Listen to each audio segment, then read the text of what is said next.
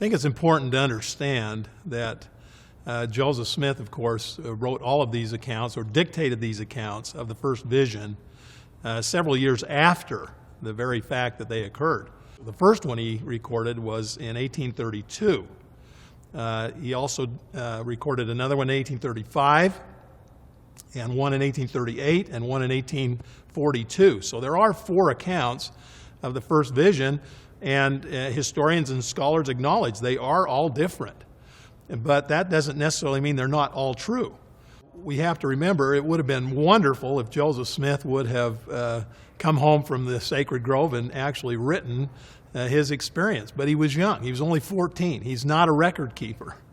And so when he finally does commit these to writing, he's going to be older, and he's going to have to rely on his long-term memory.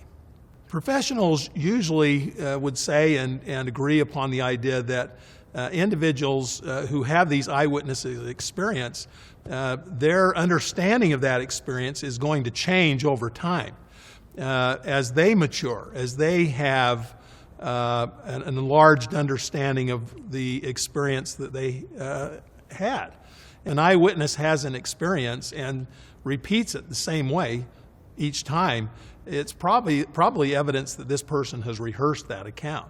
And certainly Joseph Smith's accounts are very spontaneous. They're generated from that very time and experience that he's undergoing in his life at that time. The 1832 account is a very, very significant account. And of course, this is given 12 years after the fact of the actual experience. In 1830, the very day the church was organized, Joseph Smith was told to keep a record.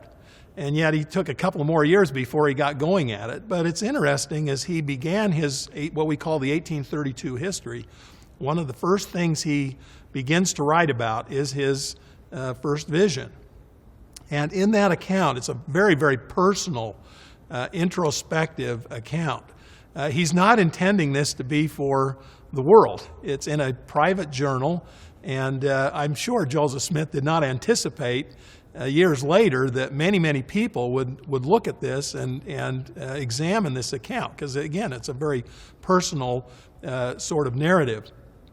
And what's so interesting about this narrative is he mentions this marvelous theophany, but he makes no mention of the Father appearing.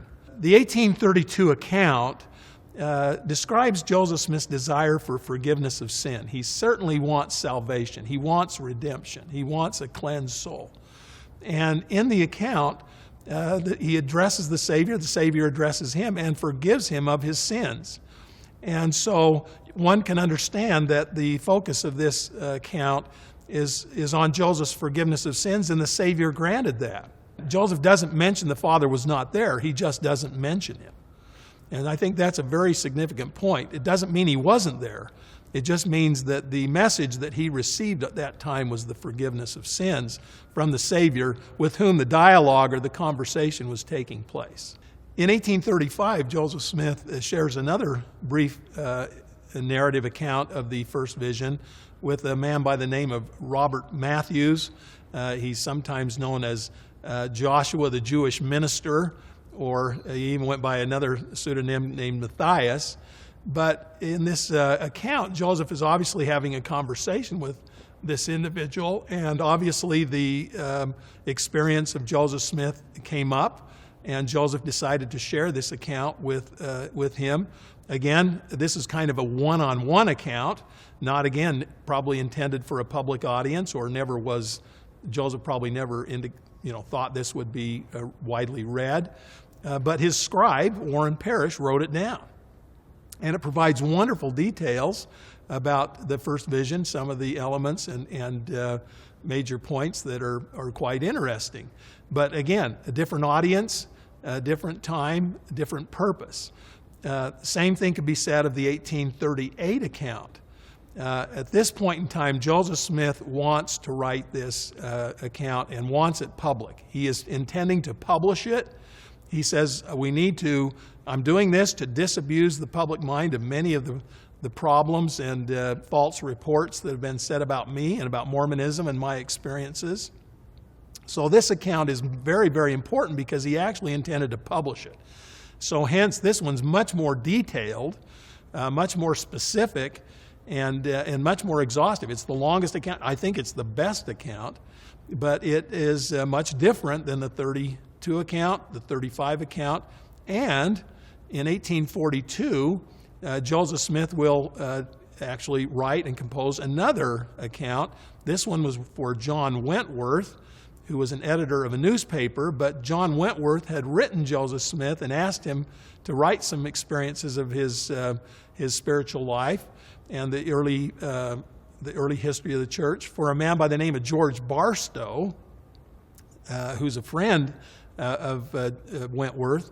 And Barstow was going to put these experiences or this account in a book that he was writing. So again, this account, which has become known as the Wentworth letter or the Wentworth account, the 1842 account, again, was written for a public audience. Joseph intended people to read it. So there's no question that audience is a big factor in the differing accounts and why they're different, simply because Joseph Smith has a different audience who he's directing his experiences for and to. Depending on the audience, will also determine what details come out in the narrative. For example, again, I think Joshua, the Jewish minister, is probably questioning Joseph Smith as to his validity as a prophet. Meaning, if you're a Jewish person, someone who is defined as a prophet is someone like Moses who saw God.